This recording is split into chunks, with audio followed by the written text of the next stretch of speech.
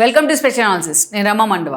ఈరోజు అనాలిసిస్లో భాగంగా మనం తీసుకోబోతున్న టాపిక్ ఏంటంటే ఈరోజు నాని వర్సెస్ చిన్ని. దాదాపు ఒక 10 రోజులుగా ఈ ఎపిసోడ్ బెజవాడ రాజకీయాలను కుదిపేస్తూ ఉంది. కేవలం బెజవాడ రాజకీయాలకే ఇష్యూ పరిమితం అయితే మనం పెద్ద సమస్యగా అనుకోం. కానీ ఇష్యూ అటు తిరిగి ఇటు తిరిగి కూటమి ప్రభుత్వానికి, ఎస్పెషల్లీ చంద్రబాబు నాయుడు తీసుకున్న కొన్ని నిర్ణయాలను కూడా సవాల్ చేసేలాగా వెళ్తోంది వీళ్ళిద్దరికి సంబంధించిన ఇష్యూ.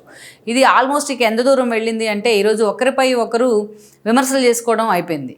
ఒకరు ఒక స్థాయికి తగ్గి మరీ మాట్లాడుకోవడం, ఒక విమర్శలు చేసుకోవడం కూడా ఆ స్టేజ్ కూడా దాటేశారు. ఇక ఏకంగా ఒకరిపై ఒకరు కేసులు పెట్టుకునేదాకా కూడా ఈ వ్యవహారం వెళ్ళింది. సోషల్ మీడియా పరిధిని దాటి మాట్లాడుకుంటున్న పరిస్థితి కూడా కనిపిస్తోంది. అయితే ఇక్కడే చాలామందికి వస్తున్న అనుమానం ఏంటంటే ఇది ఎంత దూరం వెళ్ళబోతోంది, అన్నదమ్ములు ఇద్దరు కూడా దీన్ని తెగేదాకా లాగే ప్రయత్నం చేస్తారా అనేది ఒక చర్చ అయితే, ఈ ఇష్యూ అటు తిరిగి చంద్రబాబు నాయుడిని హిట్ చేస్తుంది అనేది కూడా మరొక చర్చ. అసలు నిజంగా చూస్తే చంద్రబాబు నాయుడు మీద ఉన్న కోపాన్నే ఈరోజు తన తమ్ముడైన చిన్ని మీద నాని చూపించే ప్రయత్నం చేస్తున్నారని కూడా ఇంకో చర్చ జరుగుతోంది. ఎప్పుడైనా తనకు అవకాశం రాకపోతుందా అని నాని ఎదురు చూశారు. ఆ అవకాశాన్ని ఈ రోజున చంద్రబాబు నాయుడు మీద ఉన్న కోపాన్ని నిజంగా తన తమ్ముడి మీద తీర్చుకుంటున్నారనేది ఇంకొందరు చెప్పే మాట.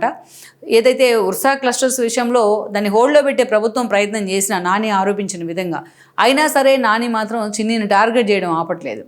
సో అటు నాని టీడీపీలో అయినా ఉంటే ఆయన కంట్రోల్ చేసే ప్రయత్నం టీడీపీ వైపు నుంచి జరిగేదేమో. ఈరోజు ఆయన వైసీపీలో లేరు, టీడీపీలో లేరు.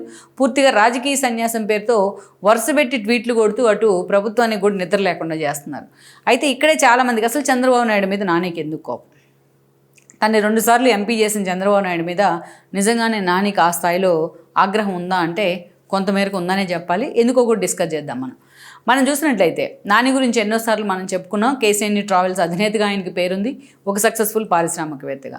ఆయన ఆ రోజున ప్రజారాజ్యం పార్టీ పెట్టినప్పుడు చిరంజీవి ఆ పార్టీలోకి వెళ్ళడం జరిగింది. బట్ ఆ పార్టీలో ఒక బెటర్ ఎక్స్పీరియన్స్, నానికి సంబంధించి ఎన్నో విమర్శలు, ఇష్యూస్ కూడా తెర మీదకి వచ్చాయి.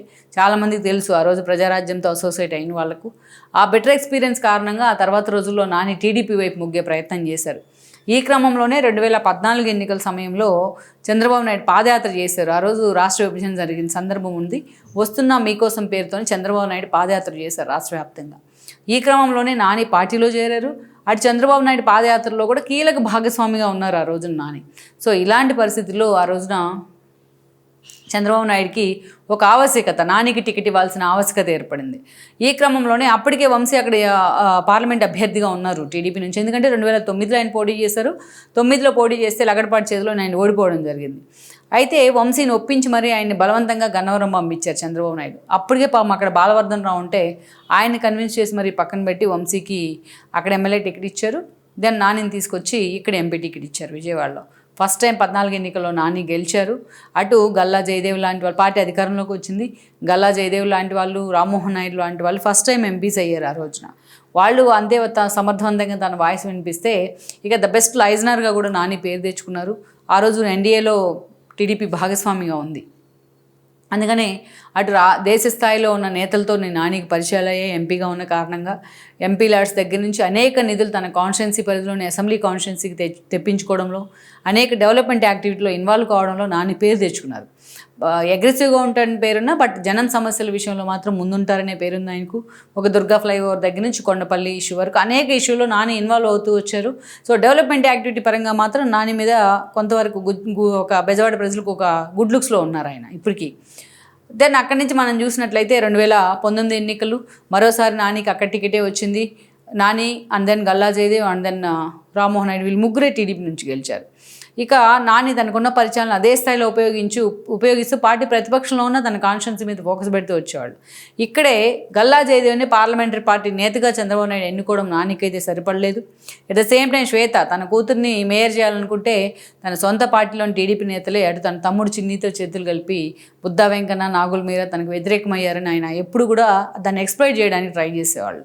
ఇక అనేక రకాలుగా తన అసంతృప్తిని చంద్రబాబు నాయుడు దగ్గర బొకేలు ఇసిరుకోవడం దగ్గర నుంచి పార్టీ ఒక ప్రైవేట్ కంపెనీ అంటూ మాట్లాడడం వరకు ఇలా అనేక ఇష్యూల్లో నాని ఎప్పుడు కూడా వీధికి ఎక్కే ప్రయత్నం చేశారు. ఆయన చేసిన తప్పు అదే. ఒక పార్టీ అంటేనే ఒక ఫ్యామిలీ అని చెప్తూ ఉంటారు Chandrababu Naidu. With in the ఫ్యామిలీలో అన్నదమ్ముల మధ్య గొడవ వస్తేనో, తండ్రి కొడుకుల మధ్య గొడవ వస్తే వన్స్ రోడ్డు ఎక్కితే అది పరువు పోయినట్టే ఎవరిదైనా సరే. విత్ ఇన్ ద బాక్స్ పరిష్కరించుకోవాల్సిన ఇష్యూని అనేక సార్లు తన యారిగెన్సీతో, తన నోటి దురుసుతో రోడ్డు ఎక్కే ప్రయత్నం చేశారు నాని. ఇదే ఆయన పొలిటికల్గా చాలా డ్యామేజ్ చేసింది. ఆ పార్టీ అధిష్టానం కూడా లాస్ట్ మినిట్ వరకు ఆయన కోసం ఎదురు చూసింది కూడా, ఇంకా మార్చుకుంటారు యాటిట్యూడ్ అని. సో ఎక్కడ నాని తను మార్చుకోవడమే కాదు, పార్టీని డ్యామేజ్ చేస్తున్న పరిస్థితుల్లో చిన్నిని ప్రమోట్ చేశారు. అటు లోకేష్ కానీ ఇటు చంద్రబాబు నాయుడు కానీ. దాని ఫైనల్గా చిన్నికి టికెట్ ఇచ్చే పరిస్థితులు వచ్చాయి. తిరువురు లాంటి దేవదత్త లాంటి వారిని, ఒక వ్యక్తిని అవమానించిన తీరు నాని. ఆ ఎపిసోడ్ తర్వాత ఆయన పక్కన పెడితే విత్ ఇమీడియట్ ఎఫెక్ట్ ఆయన వైసీపీలోకి వెళ్ళారు. వైసీపీలో ఎంపీగా పోటీ చేశారు. తన కూతురు కూడా టికెట్ ఇప్పించలేకపోయారు. ఆయన కూడా ఓడిపోయారు. దెన్ ఇక్కడ చిన్ని గెలవడం జరిగింది కూటమి వేవ్లో. గెలిచిన తర్వాత చిన్ని అటు లోకేష్ కూడా అత్యంత సన్నిహితులుగా మారారు. అటు ఆంధ్ర క్రికెట్ అసోసియేషన్ అధ్యక్షుడిగా కూడా అయ్యారు ఆయన. ఇక ఈ క్రమంలోనే డేటా సెంటర్కి సంబంధించి మొన్న ఏదైతే కూటమి ప్రభుత్వం ఒక 60 ఎకరాలను ఉర్సా క్లస్టర్కి కేటాయించింది వైజాగ్లో, అత్యంత కీలకమైన ల్యాండ్ను. అయితే ఇక్కడే ఒక ట్విస్ట్ ఏంటంటే, దీని వెనుక అబ్బూరు సతీష్ ఉన్నారు. ఆ సతీష్ వెనుక ఉంది తన తమ్ముడు చిన్నినే అంటూ కూడా కేసుని నాని సంచలనానికి తెరదీశారు. ఆధారాలతో సహా వాటిని సోషల్ మీడియాలో బయటపెట్టే ప్రయత్నం చేశారు. ఇప్పటికైనా సరే మిమ్మల్ని అడ్డం పెట్టుకొని చిన్ని పనికిమాలిన పనులు చేస్తున్నారంటూ ఆయన కంట్రోల్ చేసే ప్రయత్నం చేస్తూనే ప్రభుత్వానికి ఒక హెచ్చరిక కూడా ఇవ్వడం జరిగింది.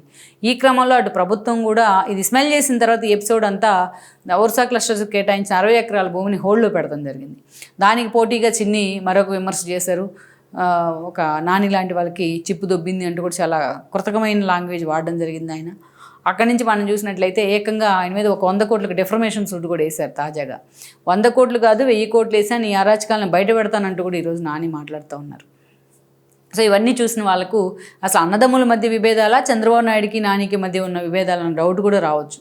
ఇదే నిజం అనుకోవాలి కొంతమేరకు. ఎందుకంటే గతంలో మనం చూస్తే చంద్రబాబు నాయుడు తను ఉన్నా కూడా విజయవాడ నుంచి రిప్రజెంట్ చేస్తున్నా కూడా తనంత కీలకంగా పాదయాత్రలో పనిచేస్తే తనకి ఇవ్వకుండా గల్లా జయదేవ్కు పార్లమెంటరీ పార్టీ నేత పదవి ఇవ్వడం ఆయన డైజెస్ట్ చేసుకోలేకపోయారు. అదేవిధంగా బుద్ధా వెంకన్న, నాగుల మీరా లాంటి వాళ్ళు తన కూతుర్ని మేయర్ కాకుండా అడ్డుపడితే చిన్ని లాంటి వాళ్ళ హెల్ప్ తీసుకొని దాన్ని కూడా చంద్రబాబు నాయుడు దగ్గర ఎన్నోసార్లు తను చెప్పే ప్రయత్నం చేసినా, బహిరంగంగా చెప్పినా దాన్ని చంద్రబాబు నాయుడు సీరియస్గా తీసుకోపోవడానికి కూడా నాని ఈ విషయంలో ఆయన ఆగ్రహంతో ఉన్నారు. అంతేకాదు ఇక మూడో విషయం మనం తీసుకున్నట్లయితే, తాను ఆల్రెడీ అక్కడ సిట్టింగ్ ఎంపీగా ఉన్న సమయంలోనే తన తమ్ముడు చిన్నిని ప్రమోట్ చేయడానికి కూడా ఆయన ఈజీగా తీసుకోలేకపోయారు. అంతేకాదు ఇక అనేక సందర్భాల్లో తనకి తన బిహేవియరల్ కావచ్చు, ఇంకో విషయం వల్ల కావచ్చు, ఎన్నోసార్లు తనకు సమాచారం లేకుండా చంద్రబాబు నాయుడు ఢిల్లీ పర్యటన కానీ, కొంతమంది ఇనిషియేట్ చేయటం కానీ, ఈ చంద్రబాబు నాయుడు తనకు అంత ప్రయారిటీ ఇవ్వలేకపోవడం కానీ, ఇవన్నీ కూడా ఆయన పర్సనల్గా తీసుకున్నారు. సో ఈ కారణంతోనే తన రాజకీయాల నుంచి టీడీపీని, తనకు రాజకీయ భిక్ష పెట్టిన టీడీపీ నుంచి వైసీపీలోకి వెళ్లాల్సి వచ్చిందన్న కోపం ఆయనకు ఉంది. వైసీపీ నుంచి పోటీ చేసి ఓడిపోతాన్న కోపం ఉంది. సో ఇవన్నీ కూడా చంద్రబాబు నాయుడు విత్ ఇన్ ఆ టైంలో తాను పర్సూ చేసిన ఇష్యూలను పరిష్కరించకపోవడం కారణంగానే అన్న ఆలోచన కానీ, అన్న ఆవేదన కానీ నానిలో ఉంది. దట్స్ ఫైన్, అది ఆయన వైపు నుంచి. అందుకే ఈరోజు చంద్రబాబు నాయుడు మీద తన కోపాన్ని తన తమ్ముడి పేరుతో తీర్చుకునే ప్రయత్నం చేస్తారని కూడా చర్చ జరుగుతోంది అంటున్నారు. కానీ ఇక్కడ మనం చెప్పుకోవాల్సింది ఏంటంటే, వీటన్నిటికీ ఒక ప్రధాన కారణం నాని నోటి దురుసే. ఇందాక ఆల్రెడీ చెప్పుకున్నట్టు మనం ఏదైతే విదిన్ ద బాక్స్ పరిష్కరించుకోవాల్సిన ఇష్యూని రోడ్డెక్కిచ్చే ప్రయత్నం చేయడం, పార్టీ పరువును బజార్ని పెట్టే ప్రయత్నం చేయడం నాని పరిస్థితిని ఈరోజు నిజంగానే అధపాతాళానికి తీసుకెళ్ళింది. ఒక దశలో చంద్రబాబు నాయుడు మీద, తనకు రాజకీయ భిక్ష పెట్టిన చంద్రబాబు నాయుడు మీద తిరుగుబాటు జెండా ఎగరేస్తే అయినా సరే ఆయన కూతురు పెళ్లికి ఆయన ఫ్యామిలీతో సహా వెళ్ళడం జరిగింది. అప్పుడన్నా ఆయన కన్విన్స్ కావాల్సింది. సో అయినా సరే తను చాలా యారగెంట్తో బిహేవ్ చేశారు. అంతేకాదు విజయవాడ ప్రజలు తనను ఇండివిజువల్గా పోటీ చేసినా గెలిపించుకుంటారంటూ పార్టీలో ఉండే సవాల్ చేశారు ఆయన. ఇలా పార్టీ అధిష్టానాన్ని పదే పదే సవాల్ చేస్తూ కవ్వింపులకు దిగి రెచ్చగొట్టే ప్రయత్నం చేస్తే దానికి తగిన ఫలితమే ఈరోజు ఈయన తీసుకుంటున్న రాజకీయ సన్యాసం. పోనీ రాజకీయ సన్యాసం తీసుకున్నప్పుడు సైలెంట్గా అన్నా ఉన్నాడా, లైక్ లగడపాటిలాగా అంటే అది లేదు. ఒక విజయసాయిరెడ్డి తరహాలోనే మళ్ళీ రెచ్చిపోతూ ఉన్నారు ఆయన. సో మరి ఈ పరిణామాలు చూసిన వాళ్ళు ఎవరికైనా సరే చంద్రబాబు నాయుడు మీద ఉన్న కోపాన్ని ఈరోజు చిన్ని మీద నాని చూపిస్తున్నారని కూడా అనుకుంటా ఉన్నారు. మరి మొత్తానికైతే చిన్ని కూడా అత్యుత్సాహంతో చేసిన కొన్ని పనులు అటు కూటమి ప్రభుత్వానికి కూడా ఇబ్బందిని కలిగిస్తూ ఉన్నాయి. మరి అన్నదమ్ముల ఇష్యూని చంద్రబాబు అసలు ఎటువైపు నుంచి ఎటువైపు పరిష్కరిస్తారనేది కూడా ఒక $1 మిలియన్ ప్రశ్న అని మనం చెప్పుకోవచ్చు. ఈ వీడియో మీకు నచ్చినట్లయితే please share, like and subscribe.